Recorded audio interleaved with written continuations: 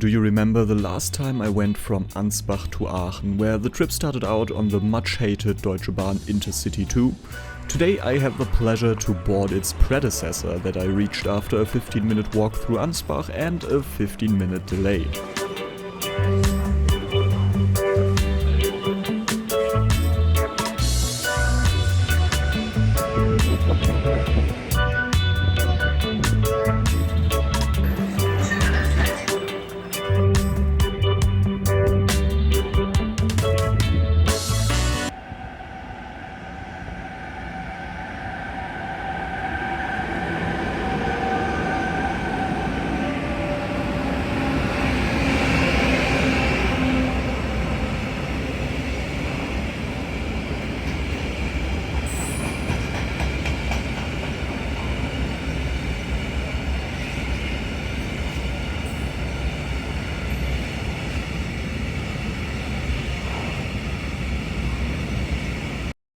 This is the InterCity 2082.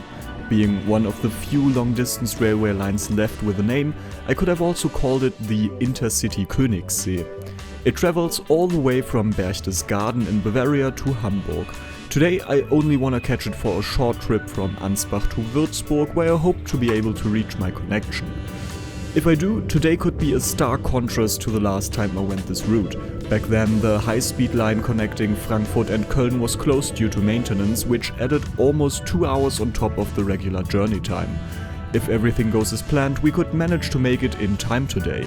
The delay wasn't a good start though. I love compartments. They are amazing when traveling in a group, they are amazing when traveling alone and there's not too much demand, and they can be amazing when there is high demand but you're paired with nice people. I am traveling in first class today, and this first class carriage features compartments and nothing else. This train, similarly to the InterCity 2, doesn't offer proper meal service. I still love the old IC1 trains and take them whenever I can.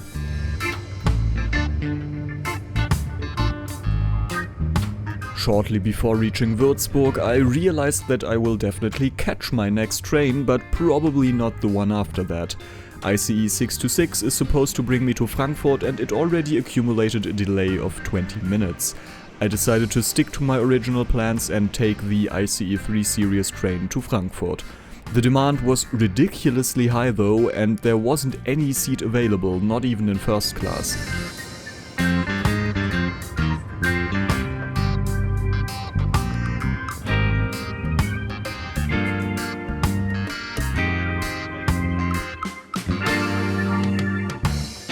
I had to stand for roughly 1 hour until we arrived in Frankfurt.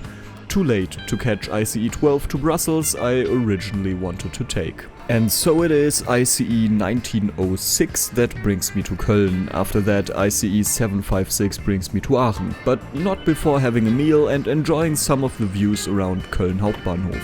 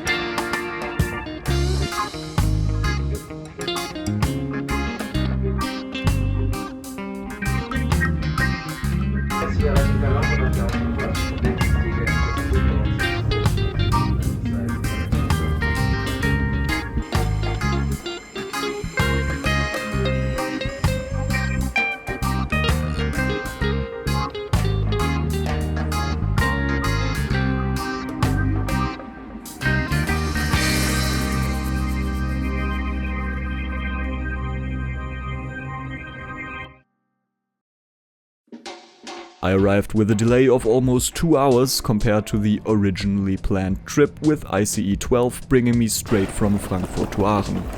Oh, and it's raining like crazy.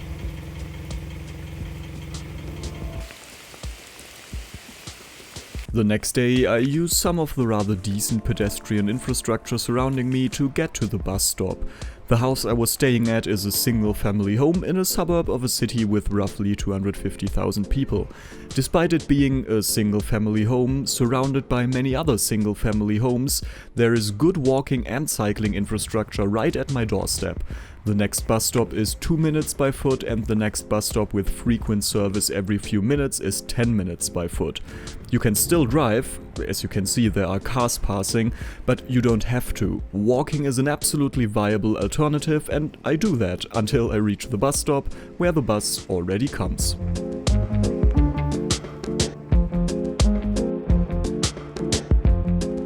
I don't particularly like buses, but sometimes there isn't any other option. Aachen had another option, but the streetcar was removed in 1974 after almost 100 years in service. There have been ideas to build a new tram, but it doesn't seem like there's anything on the way yet. The bus operator ASEAG, or in full Aachener Straßenbahn- und Energieversorgungs AG, still holds the streetcar, Straßenbahn, in its name. A pretty bumpy 20 minutes bus ride later, I arrived at Aachen Rote Erde. Unlike Aachen Hauptbahnhof, the main station, there is no long-distance service at this train station. It's only meant for regional trains and the Euregiobahn system, which can be described as a very slow and infrequent S-Bahn alternative for Aachen and its surrounding cities. The station itself is very ugly, stinks like piss, and doesn't have the most friendly people in and around it, especially in the evening. The elevators are also very frequently out of order, which is a big problem for accessibility.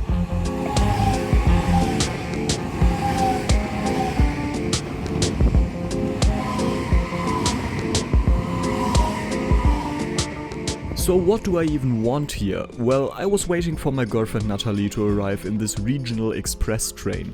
She already took regional express 80 from Ansbach to Würzburg and changed trains to the heavily delayed ICE 28, bringing her to Köln. There she boarded regional express 1 to Aachen. Similarly to what I did the last time I went to Aachen, her route followed the Rhine Valley, neglecting the high-speed route.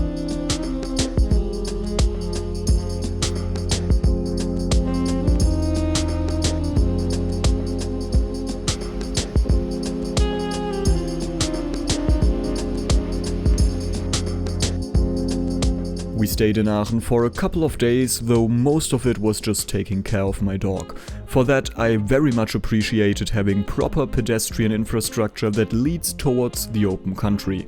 That's great for me and for the dog.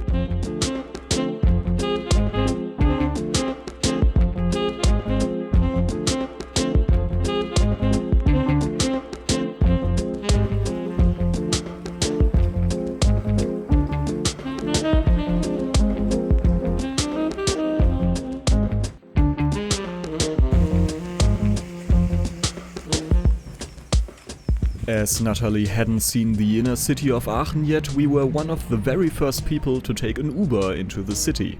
The service launched just a few days prior.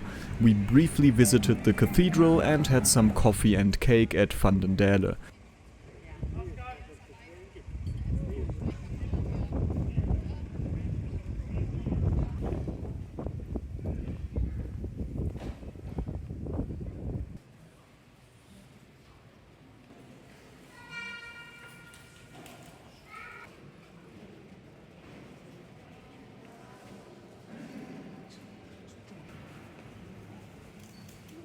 The total for the two of us was 19 euros and 70 cents, which is quite a lot to be honest.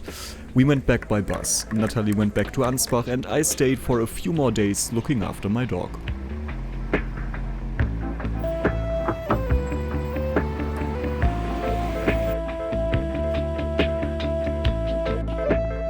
The very first train on my ride back, an ICE 3 Neo, features the brand new interior. I've seen it a couple of times since, but this was the first time I got to see the new ICE interior design in action. I honestly like it very much, as it offers more privacy and a more modern look. This is a good time to talk about price. For my first class trip from Ansbach to Aachen, I paid €32.80, including the 25% discount I got from my Bahn card. The way back to Ansbach was €26.90, also including the discount. A single bus ticket in Aachen was €3.40 per person.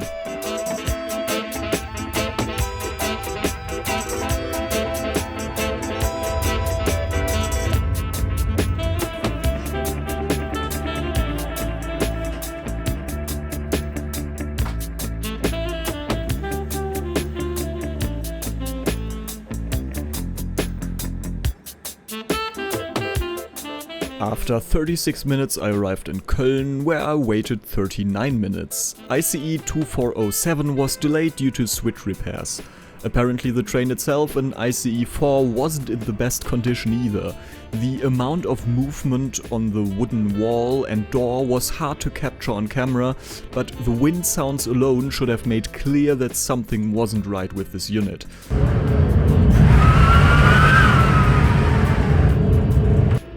I actually asked the staff on board, but according to them everything was normal. Let me know what you think in the comments. If these volumes of wind noise and wood crackling are normal, there really shouldn't be any seats in this part of the train, as it could potentially hurt someone's ears. The rest of the journey went by without any further problems. I arrived back in Ansbach on time and Natalie was waiting for me. In 2 weeks you're more than welcome to join us on our trip to Verona Porta Nuova. I'm Benjamin and you are watching Tracks and Towns.